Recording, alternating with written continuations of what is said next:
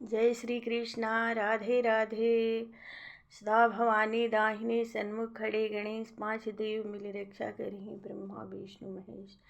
आज हम मार्गशीर्ष महीना के शुक्ल पक्ष की मोक्षदायिनी एकादशी की कथा कहने जा रही हूँ।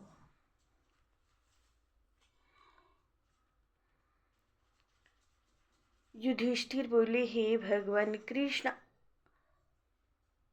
युधिष्ठिर बोले, हे भगवान कृष्ण, अब आप मुझे 26 एकादशियों के नाम व्रत विधि बतलाइए तथा किस देवता का पूजन करना चाहिए यह भी कहिए।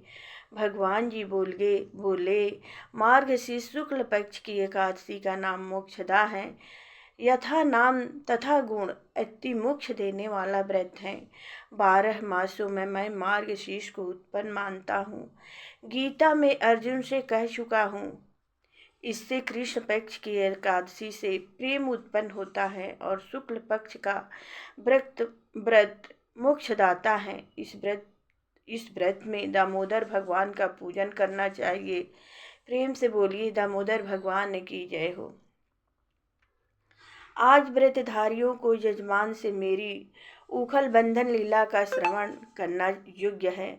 अब मोक्षदा एकादशी की पौराणिक कथा सुनाता हूँ, सुनिए। प्राचीन गोकुल नगर में वैखानस नाम का राजा धर्मात्मा और भक्त था। उसने रात्रि को स्वप्न में अपने पूज्य पिता को नरक भोगते हुए देखा। प्रातःकाल ज्योतिषी वेद पाठी ब्राह्मणों से पूछने लगा, मेरे पिता का उद्धार कैसे होगा। ब्राह्मण बोले, यहाँ समीप में पर्वत ऋषि का आश्रम है, उसकी शरणागत से आपके पिता शीघ्र ही स्वर्ग को चले जाएंगे। राजा पर्वत मुनि की शरण में गया। दंडवत करके कहने लगा, मुझे रात्रि को स्वप्न में पिता का दर्शन हुआ। वह बेचारे यमदूतों के हाथों से दंड पा रहे हैं। आप अपने योग बल से बतलाइए, उनकी मुक्ति किस साधन से शीघ्र होगी। मुनि ने विचार कर कहा, और धर्म कर्म सब देरी से फल देने वाले हैं और शीघ्र वरदाता को केवल शंकर प्रसिद्ध है, परंतु उनको प्रसन्न करना भी कोई मौसी जी का भवन नहीं। देर अवश्य लग जाएगी और तेरे पिता की इतने तक मरम्मत हो जाएगी। इस कारण सबसे सुगम और शीघ्र फलदाता मोक्षदा एकादशी का व्रत है। उसे विधि संयुक्त परिवार सहित करके पिता को संकल्प कर दो, निश्चय तुम्हारी मुक्ति होगी।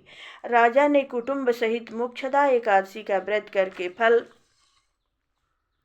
पिता को अर्पण कर दिया। उसके प्रभाव से वह स्वर्ग को चले गए।